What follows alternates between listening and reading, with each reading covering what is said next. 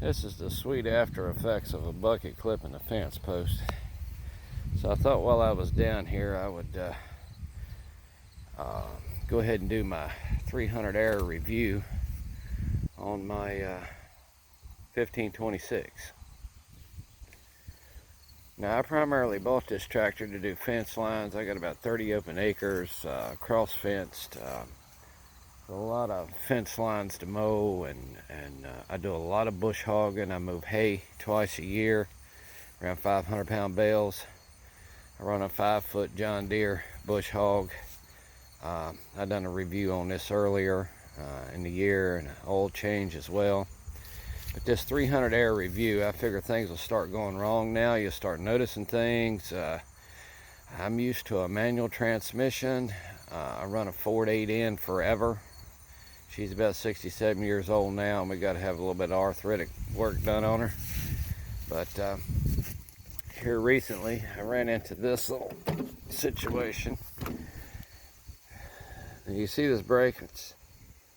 Now this wire ran through these brackets. This is the cutoff for your seat, your safety switch. It goes through here, and then here, and then runs back around. Well, for some reason, I guess they thought it could lay up here and it wouldn't rub. Okay? I mean, it really looked like it didn't rub, but it did. It wouldn't, but it does. So this is the after effects of that. I mean, I've got to cut this and rewire it. I mean, I can actually see the copper wires in it. So I just unclipped it here and just run it underneath. There's nothing now that hits it. But I mean, why do something that's stupid? You know, I mean, it's kind of like these guys, the first tractor they ever made. I have problems with simple things like this, because if they do something this simple here, then I always wonder about, you know, what I can't see. But anyway, that's at 300 hours, and this was a real bad ideal here to do this. You know, it comes off of here, under this bracket, through here. You know, I mean, really, I don't get it. But anyway, that's what they've got. Haven't really had any problems out of the tractor. Little things like that. A radiator hose at 100 hours was leaking. Just tightened it up. Servicing this tractor is quite simple once you can figure out what you've got to do and where you got to do it. It doesn't list everything. The manual says 2 filters. Well, one of them's internal. You can't replace it. I have photos of that for the transmission. I did notice here recently that looks like I got a little bit of leak there. Now, I don't know why. You know, don't really know what's going on there. I just noticed that this morning. And I try to keep, I wash my axles and stuff off, trying to keep tabs on seals or leaks, whatever. Now, I don't know what that is. Now, maybe it's nothing, maybe, I don't know. I've got to look this up and see how this axle works. And she's due for a 300-hour transmission flush, so I'm going to change the fluids on that and the filter. I just done the oil and the air filter and the fuel filter. Putting it in gear has always been an issue. She's kind of stiff. You kind of got to throttle a little bit forward or reverse to get it to go, and it seems like if you try to really muscle it, now you see how easy it went when I didn't try to muscle it. There it is. Now sometimes if you go to she stiffens right up. It's all mechanical is what it is, and that's why. But that's a minute thing. I've kind of figured out how to work it, you know, to make it work. I did wear a rear light in. That's one of the best things I've done. I tapped right into my trailer wiring. I just took a tester, turned my lights on to find out which one was hot, and I taped into it, and that's where it's been. That's a really nice little light. I think I paid $35 for it. It's easy to wire in. I wasn't used to this here on my lift arm. If you leave that sucker down, you see where it clipped? It will snap it right off. So make sure that you lift that up and put it out the way. These quick hitches, it's the best thing I've done. I could not get these arms on my equipment. I've got some old equipment, 50, 60 years old, 2 bottom plows, disc, and I've got a boom. It wouldn't even fit on the boom. The arms wouldn't even go on the boom. But this quick hitch has been a real blessing to me.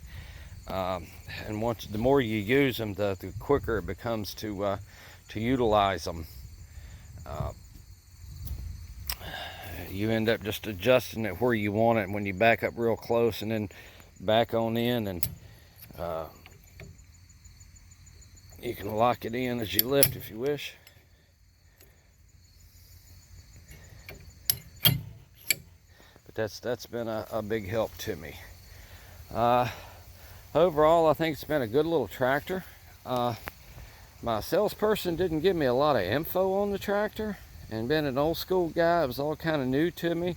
I didn't know about the floating bucket, the hydrostatic transmission. When you start this tractor,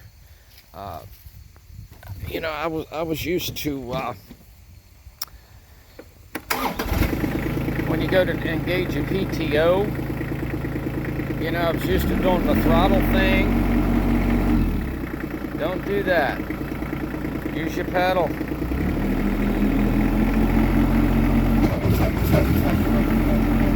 So much easier that way. And I noticed, I watched a couple videos, guys bush hogging and whatever, and they're throttling this thing like it's an old school tractor. Now this thing will go right on up to 540 PTO with just a foot pedal. If it's not reaching it, then maybe you need to be in a lower gear. But that was a big thing too, you know. I mean, yeah, you put it in first gear if you're plowing or bush hogging, doing a fence line. I go quite slow. She'd draw right on up there to your 540 with just your pedal. So, I mean, this throttle, unless you're using the bucket for bucket work and you need those pumps pumping harder when you're at a standstill, then you don't really need to use that hand throttle a whole lot. But that's been a big thing for me to adjust to. I couldn't figure it out at first, and nobody actually told me. You know, again, the salespeople now just say, well, sign here and give me your money and see you later. Hope it works. Oh, one other thing I wanted to point out. Right here. Now, I caught on to this right quickly.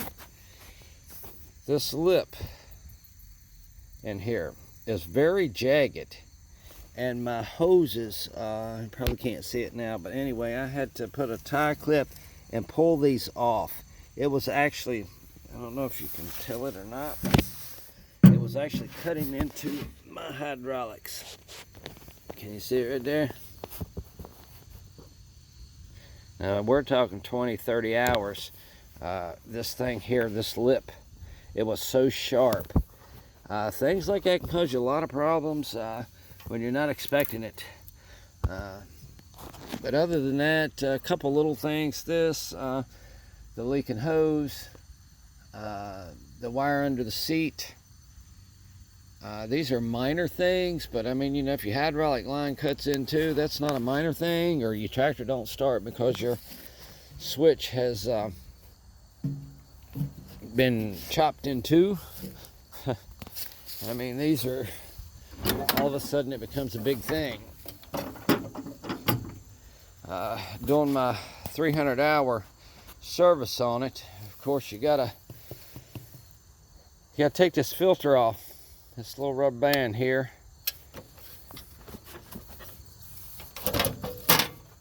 I'll just go ahead and show you now. I got it here. I had to loosen something, I can't remember what it was now. But your filter slides right out. You got to watch this here. You got to lean this over a little bit because it'll catch here. This just kind of bent out. It's so flimsy. And then I bent it back in. But the filter comes out and goes right back in. The replacing the fuel element was a breeze. I take this bracket here off. It helps me get to my oil and my fuel filter. I done my oil while this was off. It just gave me more room to get in there. Don't forget, you got to have the key to get that oil filter off. And when you do your transmission for your 300, don't forget this secondary filter that's internal. Where's she at? This is your primary. It's a little round piece here. I wasn't looking for it. I could find it. Yeah. Oh, right there it is. Right there it is. You see, it's round and it's got a crossbar in it. This comes out. It's a steel filter, maybe 8 inches long. And trust me, if you didn't do that at your 50, it is embedded with metal shavings. I done it at 50 hours on my first service, and I mean, it was just packed full of metal shavings. So, well, I might be exaggerating a little bit. It wasn't packed full, but there was enough in there that I'm glad I done it. And of course, your first drain bolt's right back there in that groove. And but yeah, she's pretty easy to service.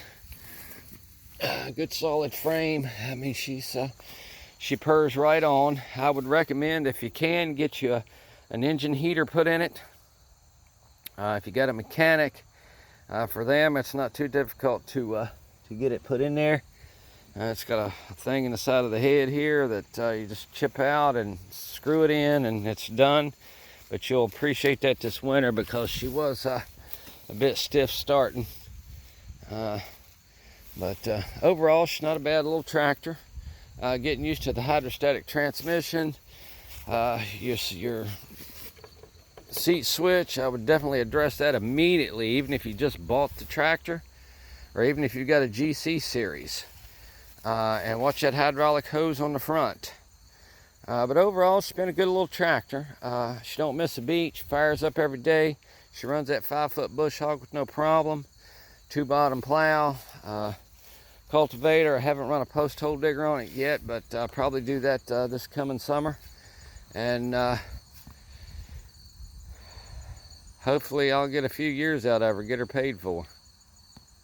All right, guys, got any questions or comments? Please leave them. Thanks.